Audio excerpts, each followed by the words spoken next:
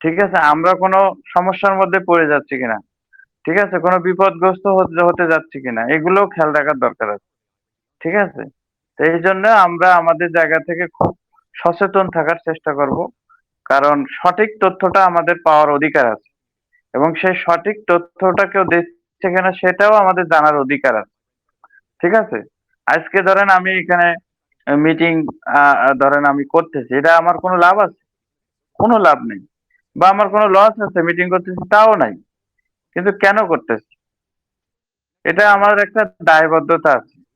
আমরা বাংলাদেশী মানুষ, আমরা এই দেশের মানুষ এবং এই দেশের মানুষ আমাদের দেখে এখানে আসছে। এখানে আমরা জানি সাকসেস আনতে পারি। সেই সাকসেসের জন্য আমাদের কি করতে হবে? একটু ধৈর্য ধরে আছি। আমরা একটা প্রপার ওয়েতে জানি সামনে আগাতে পারি সেই জায়গায় আমাদের থাকার জন্যে আমরা একসাথে থাকি। আমরা যদি আলাদা, আলাদা থাকি সবাই হয়তো হাই হুতাশ করতে, করতে বা বিভিন্ন ধরনের মিস ইনফরমেশন নিয়ে নানান টেনশনে আরো অনেকে হয়তো স্ট্রোক করে মারা যাইত কিনা সেটাও যাইতে পারত। ঠিক আছে? তো এইজন্য আমাদের সেই জায়গাগুলো খেয়াল রেখে আমাদের কি করতে হবে? যে এক জায়গায় থাকতে হবে। তাই এক জায়গায় আছি। মিটিং করি এই কারণেই। কারণ অ্যাশ মুখার্জীও কিন্তু মিটিং পাগল। উনি কিন্তু বলতেন যে আমার যখন ফ্রি সময় থাকে আমার মনে হয় যেন আমি কোনো না কোনো মিটিং এ ঢুকি। সেখান থেকে কিছু শেখা যায়। ঠিক আছে? তো এখন এই মিটিং এ উনি এত মিটিং পাগল মানুষ এখন আমাদের সামনে আসতেছে না, মিটিং করতেছে না।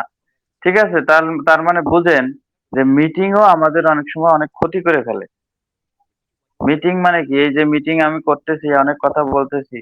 ঠিক আছে? এই কথাগুলো নিয়ে মনে করেন অনেক ইউটিউবাররা আছে থাম্বনেল তৈরি করবে বিভিন্ন কায়দায়। ভিতরের কথা কিন্তু আপনারা শুনে থাকেন সবকিছু। কিন্তু সেখানে থাম্বনেল থাকবে একেক রকম।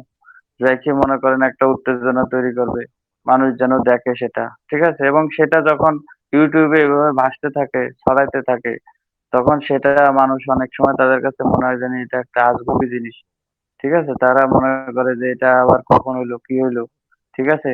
এরা তো পাগল। কারণ এখনো পর্যন্ত টাকা পয়সা দেয় না। অ্যাশের খবর নাই। তারপরে হচ্ছে এখন কবে শুরু করে না করে এর কোনো মানে খবর নাই। অথচ এরা এইরকম ভাবে থাম্বনেল দিচ্ছে। এইরকম ভাবে এখানে মনে করেন যে তারা চলন বলন। তারা কিছুই পাগলের মতো বইসে আছে। কাজ করতেছে। কিন্তু আমরা যদি চুপ থাকতাম, আমাদের যদি এই ধরনের মানে সোশ্যাল মিডিয়ায় যদি প্রচার প্রচারণা না থাকতো তাহলে কিন্তু ভালো ছিল, অনেক ভালো ছিল। কারণ মানুষ আমাদের নিয়ে হাসতে পারতো না, অট্টহাসি দিতে পারতো না। ঠিক আছে? টিটকারি মারতে পারতো না। ঠিক আছে? আমরা আরো বেশি শক্তিশালী হতাম। এই অ্যাশ কিন্তু এইভাবে শক্তিশালী হচ্ছে। ঠিক আছে? যেমন সবাই খোঁচাইতেছে তারে যে কিভাবে একটু তার কাছ থেকে কিছু বের করা যায় বশমিন্দর ডিলনের মতো। কিন্তু আসলে কি সে খোঁচানোর কাজ হচ্ছে? কাজ হচ্ছে না। কারণ সে অলরেডি গন্ডারের চামড়া ধারণ করে বসে আছে। সে এখন যতই তারে কাতুকুতু দেন না কেন, যখন সবকিছু উন্মোচন করার সময় আসবে সে তখনই সে স্মরণ করবে যে আমাকে অমুকে কাতুকুতু দিছিল, অমুকে এটা বলছিল, তমুক এটা বলছিল। ঠিক আছে? অমুকে একটা মেসেজ দিছিল হোয়াটসঅ্যাপে। ঠিক আছে? কারণ সে জানে যে আমি তো যখন ওপেন করব তখন সবাই দেখবে। তখন সকল কাতুকুতুর জবাব একবারে সবাই পেয়ে যাবে। ঠিক আছে? সকল কাতুকুতুর জবাব একবারেই সবাই পেয়ে যাবে। সুতরাং আমাকে এত বেশি একজন আরেকজন করে স্পেশাল লোক বাইছে, বাইছে আমাকে ইনফরমেশন মেসেজ দিতে হবে তার মানে কি? সে তো বাজারে গিয়ে সে বস বলবে মানে ওই যে আমি জিজ্ঞেস করছিলাম এলসি মেম্বারের কাছে যে আসলে আমাদের বাংলাদেশ থেকে কি কোনো আসতে পারে বা কোনো লিডার কোম্পানি চুজ করছে কিনা? বলছে যে বাংলাদেশে যদি মনে করো এটা দেওয়া হয় তাহলে সে নিজেকে এমন পরিমাণ বস দাদাগিরি দেখাবে যে মনে করো যে তোমার বাংলাদেশের আর কোনো বাকি মানুষদেরকে তারা মানুষই মনে করবে না। ঠিক আছে? এইরকম হচ্ছে বাংলাদেশের মানুষের হ্যাবিট। তাদের ক্যারেক্টারটা এরকম। এই কারণেই এখানে অ্যাশ ভাবতেছে।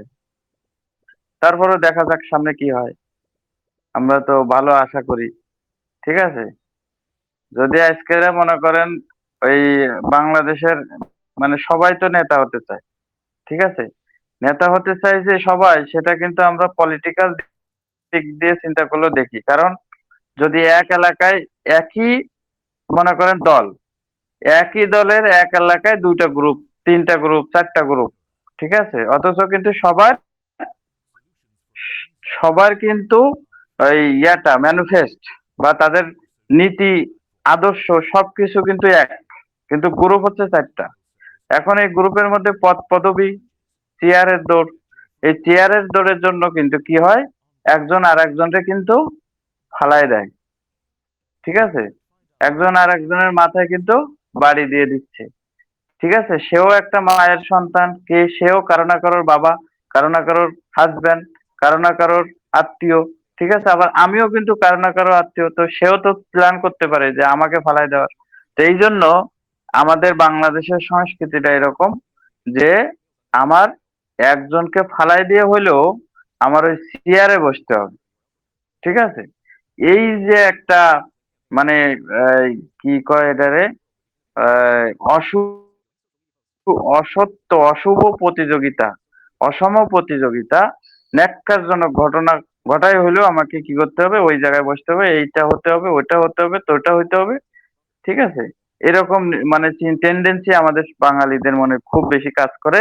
তো সেই জিনিসটা যখন আমাদের নেতারা বুঝে ফেলে বা আমাদের কোম্পানির নীতি নির্ধারকরা যখন বুঝে ফেলে, তখন সেটা কি আর হতে দেওয়া যায়?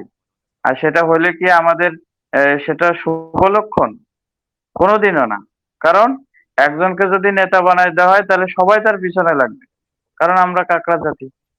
আর আমাদের জাতীয় খেলা হাডুডু। এইজন্য আমাদের কখনো উন্নতি হয় না। বা আমাদের উন্নতি হওয়ার চিন্তা করাটাও ঠিক না। এটাও আরেকটা বোকামি। আমাদের অনেক কিছু শেখার আছে এখনো।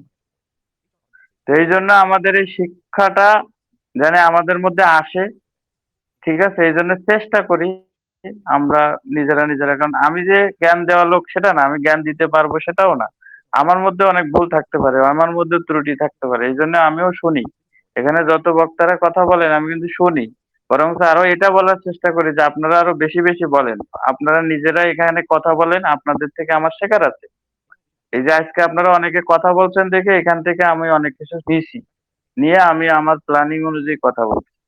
ঠিক আছে? তো যাই হোক, অনেক সময় হয়ে গেছে, অনেক কথা বলছি। কারণ প্রতিদিন আমরা কথা বলতেছি, প্রতিদিন মিটিং করতেছি। কিছু না কিছু থাক আগামী দিনের জন্য। তো আজকে এই পর্যন্তই। সবাই ভালো থাকবেন, সুস্থ থাকবেন। আল্লাহ হাফেজ। আসসালামু আলাইকুম। ওভার টু আমাদের মুজিবুর রহমান স্যার।